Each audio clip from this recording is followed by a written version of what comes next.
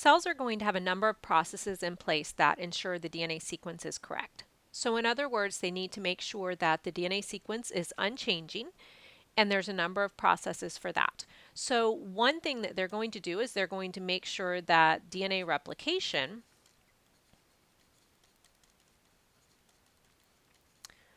occurs without error.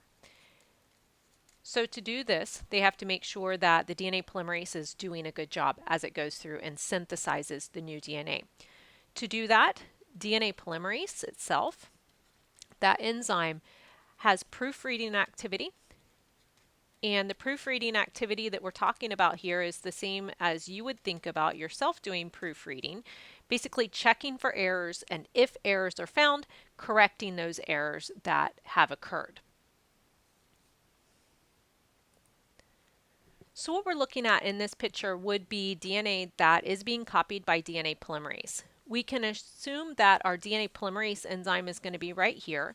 It is actually adding on to the 3' end because that is what DNA polymerase does.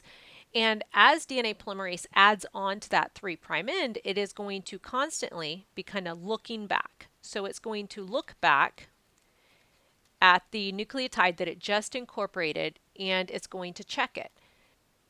So things that it would be looking for is, one thing it could look for is proper hydrogen bonding. So this is proper hydrogen bonding between the bases, and this would be bases across from each other. And another thing that it can look for is it can look for a consistent width. So that's a consistent width in the two strands, and the consistent width would come from the fact that it should always be a purine across from a pyrimidine, which is what we're showing right here. So the DNA polymerase is looking back, it's checking that, and if it finds that there is an error, what it will do is it will remove the error. So if an error is noted, DNA polymerase has some exonuclease activity. Exonuclease means that it can cut the sequence, so it can trim off the sequence that it just added. Specifically, it's really 3' exonuclease activity because it would be chewing up or removing from the 3' end. So it would actually back up a step and remove this nucleotide if there was an error there. And once it removes that nucleotide, it can try again. So we would have the DNA sequence added onto again by DNA polymerase, and again we would check and make sure that the correct nucleotide has been incorporated there.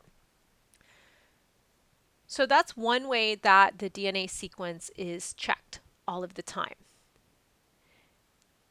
DNA repair is going to be a very important process inside of our cells because they need to make sure that that DNA template remains unchanged and that it can be used to make the various products that they're going to use to run their cells.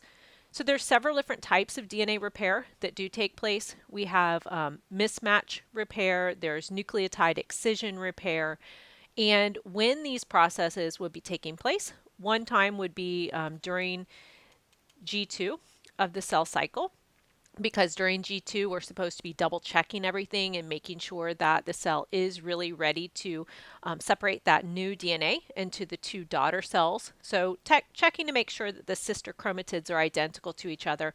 But then besides during G2, basically all the time, the cell does need to be checking the DNA and making sure that everything is correct, because mutations can happen in response to things in the environment, whether it be chemicals or UV light. And again, that's not really going to be related to the period of the cell cycle that we're actually in. So DNA repair is kind of an all-the-time process. If we talk about how this is going to take place, in front of us we've got a double-stranded DNA molecule, and there is a problem with this one. I don't know if you've picked it out, but it's right here. Okay, so with this one, okay, it's incorrect because we should never have a T across from a C because they're not going to hydrogen bond with each other. So let me just put that here. They're not going to hydrogen bond. And that right there would be something that the cell can actually detect as a problem because it would notice that it's not going to hydrogen bond. if we list here a couple things that the cell would be looking for if we're checking for errors, we're looking for absence of hydrogen bonding, and that's hydrogen bonding between the strands. Another thing that we could be looking for is an inconsistent DNA width.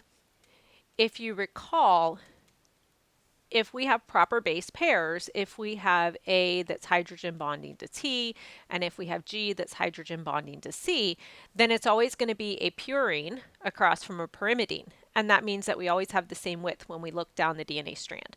So this particular example, this error with the T across from a C, that would actually be a smaller region of the DNA because you've got two pyrimidines across from each other.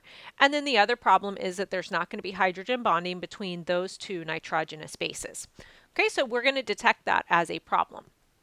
Now, if we talk about how that's going to be handled, once the problem is actually detected, we have an enzyme whose name is nuclease.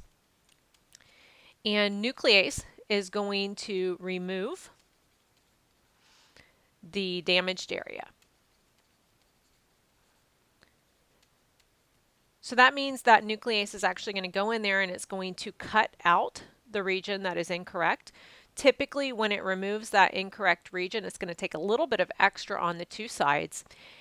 And there is going to be something that tells the cell exactly which strand is the correct strand and which strand is the incorrect strand. So our nuclease enzyme is going to come in here and it's going to cut out, if we assume that the top is incorrect, maybe it's going to remove all of this little section right here and actually cut it out so that we can replace it with something that is the correct sequence.